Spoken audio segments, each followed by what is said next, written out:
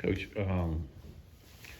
even though Tolu's a veteran of college basketball and pretty much done everything, and you kind of know what to expect, but I know we only had a small sample size of his play the other night, but just from the outside looking in, it looked like he's expanded his game a little bit in the post. You've seen him in practice, you've seen him in the off season. What's different in your mind comparing his game this year to last year? I'd say it's too early to tell if it's going to be that much different.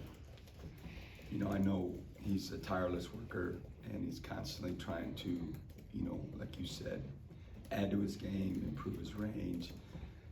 Again, one game's too small of a sample size, like you said, but he's just so comfortable, out there because of his experience.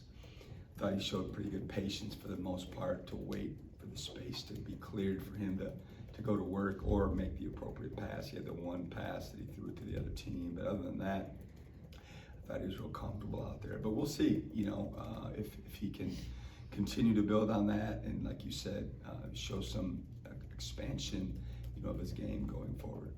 We'll go second row middle to John, and then we'll go head down to Justin. Happy New Year, Chris. Happy New Year. So I know obviously the big return that everyone was talking about with Tolu, and I know he got 19 minutes that night and looked good, but just, as a guy just coming back and, SEC play starting right around the corner as well, is there some kind of a return to play plan in terms of gradually increasing his minutes or workload, or is there kind of anything off the court that maybe you can, shed light on for us? No, I haven't been given any sort of limitations that way. Prior to him playing in the game against Bethune-Cookman, he had been basically released from minute restriction or rep restriction in practice. So he was full go a couple of days prior to that particular game. And I didn't have any minute restriction, like I said, that was given to me from the trainers or the doctors. But they knew that he wasn't going to play 35 minutes or anything like that. I mean, that wasn't what I wanted him to do. It worked out really well. Going forward, we talked about it after the game on Sunday, how that looks and how his minute distribution goes with Jimmy and him and the other guys that, play that position. Time will tell. Go ahead. Going back to the start, how you guys started SEC play last year, what did just you and the returning guys maybe learn from that experience about the importance of starting off in this conference on the right foot, just because of how deep the league is? Play better. It's always comes back to how you play, in all areas of the game. And, everyone looks at their schedule and says, oh, we got a tough out the chute, or, ours is hard in the middle. But at the end of the day, you got to play. And this year's no different.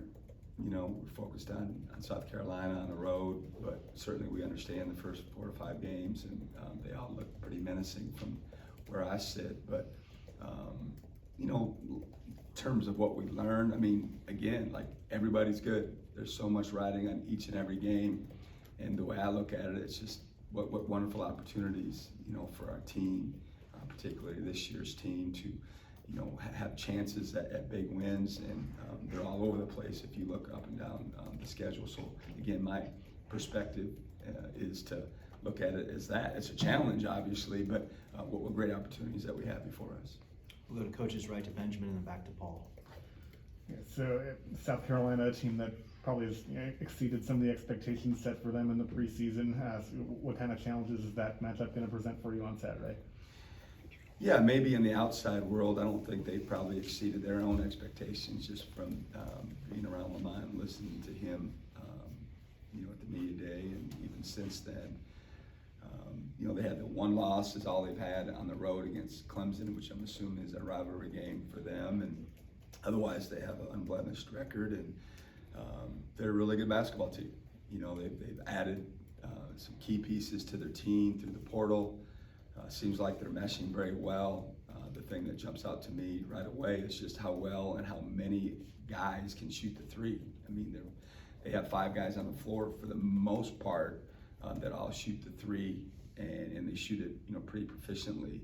So that's going to spread you out, and then they got the guards out front with the transfer Cooper from Minnesota, and then the returner Michi Johnson, who's leading them in scoring. I think they have 4 guys in double figures, so they got balance that way. And their veteran group, they got older guys, which you'll see a lot more, obviously, with the portal, etc. But they're playing well, and it's going to be a challenge. Go ahead, Paul. We saw it last year with Shaq coming off the bench and then going to the starting lineup. We've seen that this year too. Do you see any difference in his game when he starts as compared to coming off the bench? This year, maybe. You know, again, pretty small sample size. He's played in 11 games this year, and I don't know, started 6 or 7 of them, if I'm not mistaken. I don't necessarily think there's probably a big difference that way, but you know, we just talked about him before I came down here, and you know, I believe that he's got more in the tank. I think he needs to help us more in a lot of facets of the game. He's such a dynamic athlete and player, and I feel like sometimes he's got this personality that we need to change a little bit. He embodies our team a little bit, that sometimes I think, you know, we compete harder in practice than we do in games, and I don't understand that when they get to go against someone with a different colored jersey on rather than, you know, their teammates. And we harped on that a lot after the game against Bethune-Cookman, and Shaq was one of those guys that I thought has a higher level compete that he's capable of on both ends of the floor, for that matter. And but I think he's a key for us moving forward. I think he's got more to offer our team on a daily basis, on a nightly basis when we play, and hopefully we can get him going. Second row to